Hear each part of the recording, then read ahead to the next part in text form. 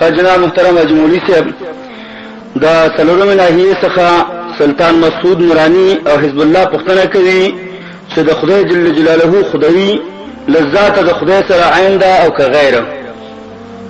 حضرات دا یو ګرانه مسأله ده، دا ډېره مشکله مسأله ده.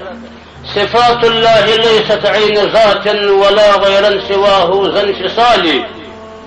دا خدای جل جلاله خدایي و خطا په لفظ د خدایي په سوال کې دا سوال کوي په لفظ د خدایي.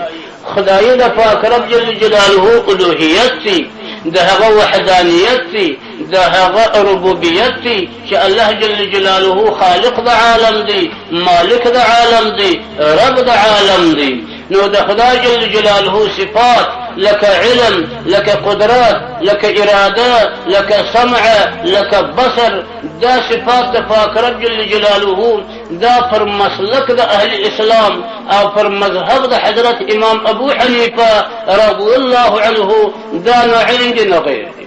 او که څوک وایي چې دلته به ارتفاع د نقیضین راځي او ارتفاع د نقیضین هم نه راځي، دا عین په دې معنا نه دي چې دغه ذات هغه مستقل بلل کېږي او صفات دا حکم د هغه عرض چې قائم بالغیر وي حکم د عرض لري. په خارج کې بیا د بدې معافي مثال د ممنوعاتو نه دی. یو دیوال دی، یو هغه سپین رنګ دی چې دیوال ته چا ورکړي، دغه دیوال مرتبه د ذات او دغه وصف دغه بیاض سپینوالی وصف دی عرض دی. د خدای جل جلاله صفاتو ته اعراض هم نه ویل کېږي، اعراض نه بلل کېږي، ولې عرض او جوهر دا اقسام د ممکن دي او الله جل جلاله واجب الوجود بولي. ممكن دو قسم نسب والجوهر وعرض. جوهر بپنج قسم شدي نازمي عقود، جسم است صورة است هيولا ونفس عقل، نه قسمهم عرض والإنياد بجرزود.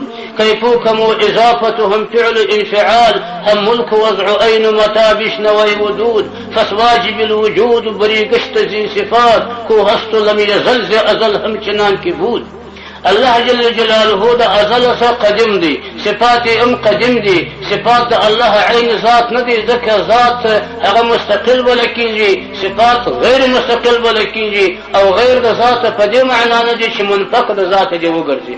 دا خدا جل جلاله دا ذات کنعوذ بالله علم جلاس خو جهل بورسی، که قدرت جلاس قادر نسی عاجز بسی، او که سمع جلاس او ریدل نو کنوالی بورزی، که بصر ولدل جلاس عمی ورندوالی بورزی. دا شیان دا خدای پشان کی محال. نو صفات الله پاک نه عین ذات نه غیر ذات مسئله ډیره ګرانه ده حضرات والسلام.